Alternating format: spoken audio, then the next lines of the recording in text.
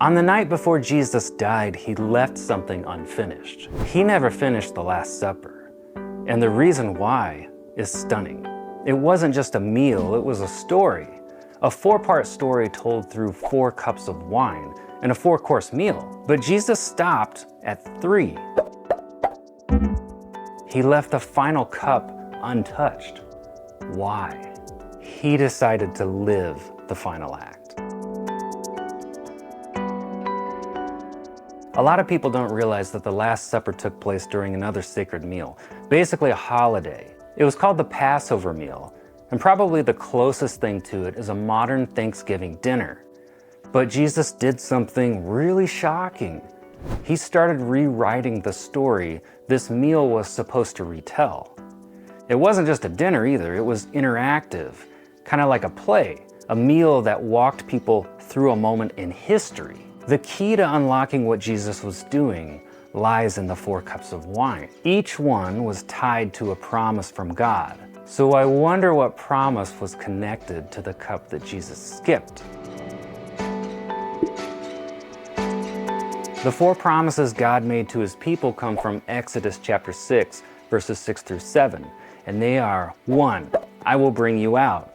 And in their context, it meant I will bring you out of Egypt. 2, I will rescue you. 3, I will redeem you. And then the big one, adoption and completion. 4, I will take you to be my people. So when Jesus celebrated this meal with his disciples, he drank from 3 cups, but when he reached for that 4th cup of wine, he stopped. This would have really messed with people's heads. It wasn't like he forgot, he did it on purpose. Instead of saying these expected traditional words that went along with the story, he said something no one saw coming. This cup that is poured out for you is the new covenant in my blood.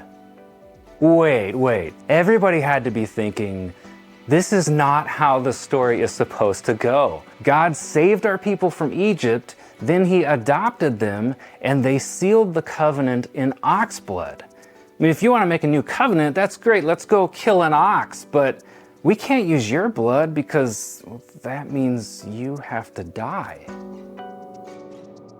And that's when he skips drinking that 4th cup, leaving the story open. And then, just like that, he gets up, says something like, let's take a walk.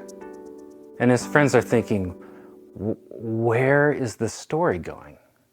As they got up from the table, their heads probably would have been spinning. And think about what it means for Jesus to retell the Exodus story, but with himself as the one who initiates the covenant. Whose shoes is he filling?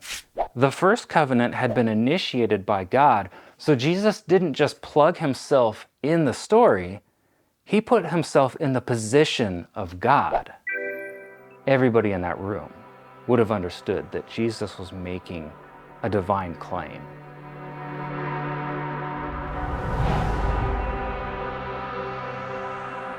So now you have Jesus, God himself, determined to adopt us into his family. And to do that, he's going to make this new covenant for anyone who wants it. In the Garden of Gethsemane, Jesus prays in agony, Father, if you are willing, take this cup from me. He's talking about that 4th cup he skipped, the one that would seal the covenant. And there was someone who really did not want this covenant to be ratified. There was someone who saw this as a direct threat. Someone who had spent thousands of years trying to eliminate us.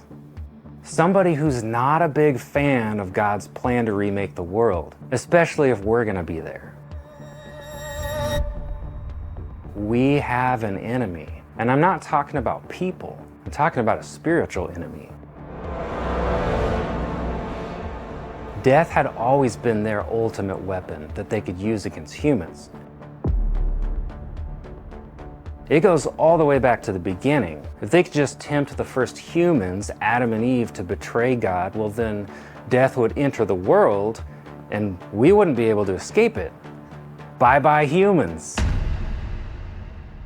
Then here comes God's Son. as a human. And they're probably laughing, thinking, what's he up to? I don't know, we'll just kill him too. Well, the joke's on them, because they probably have no idea that he can raise himself from the dead. And if they kill him, well, they just spilled the blood that ratifies the new covenant and does the very thing they were trying to prevent, bring us into God's family.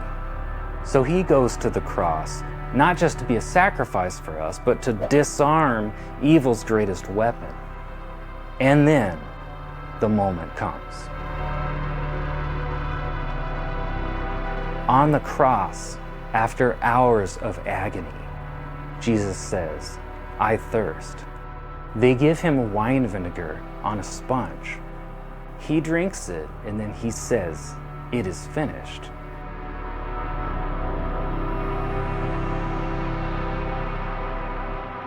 Now, some scholars are going to say that this is the moment when Jesus drank the fourth cup. Others are going to say he never drank it at all because instead of wine, he gave his blood to complete the covenant. And others believe the final cup is still waiting for us, that Jesus is actually going to drink it with us at the heavenly banquet when he returns. Does it really matter?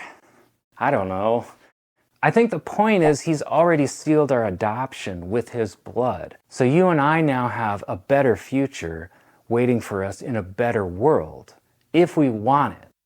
So the story of the Last Supper was finally complete on the cross. And for 3 days, it looked like evil had won. But they had no idea what was coming next.